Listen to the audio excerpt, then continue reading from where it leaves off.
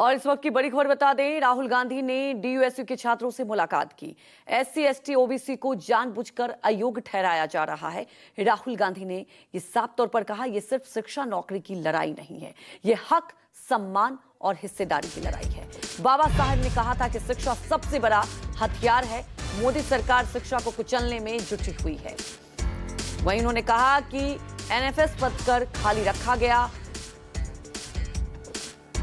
Plans for your future. Recently, I developed an interest in being diplomat. It is not privatization that is taking place. It is de-Dalitification and de-obesification. Please use the right word. You are fighting for participation. You are not fighting for power. But 90% को access नहीं. What is going on? Shocking बात ये है, interest नहीं है लोगों को इसमें. They introduce the NEP. 70 marks are for practical and 90 marks are for theory. तो अगर आपके प्रोफेसर से नहीं बनी तो आप गए. You cannot survive. Yes, sir. What percentage of your professors are from backward caste, Dalits? Nobody knows. तो हिंदुत्व प्रोजेक्ट, अगर आप उसका फाउंडेशन समझना चाहते हो, वो प्रोजेक्ट आपकी हिस्ट्री को मिटाने का project. Hello, good afternoon. What would you like to discuss? केवल 2% कॉलेजेस हैं जिनके अंदर एचओडी या principal SC ST OBC communities हैं। नहीं तो जितने बाकी इंटरव्यूज होते हैं, एक कैटेगरी बना रखी है इन्होंने दिल्ली यूनिवर्सिटी में कि नॉट फाउंड सुटेबल।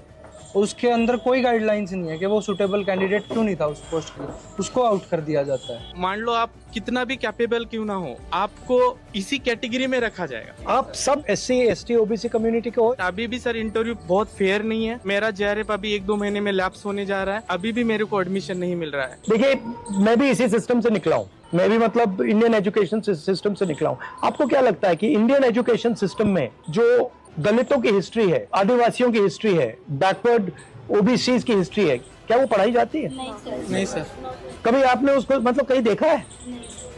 सर अभी रिसेंटली कांचाइलया का कुछ रीडिंग था, उसको ड्यू से डिस्कार्ड कर दिया। Why is 90% history not in our books? Why is only 10% history in our books? Why is it not written, for example, in our history books that for 3,000 years Dalits have been treated like dirt, have not been respected, have not been given any space in society? Why is it not written in our books that for thousands of years the people who were called Shudras and Ati Shudras were not allowed to own property? Why is that not written in our books?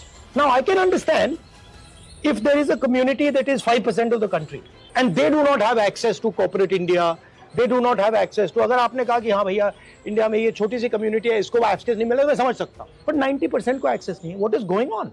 So this what you are seeing here is the tip of the iceberg. There's nothing. Shocking बात ये है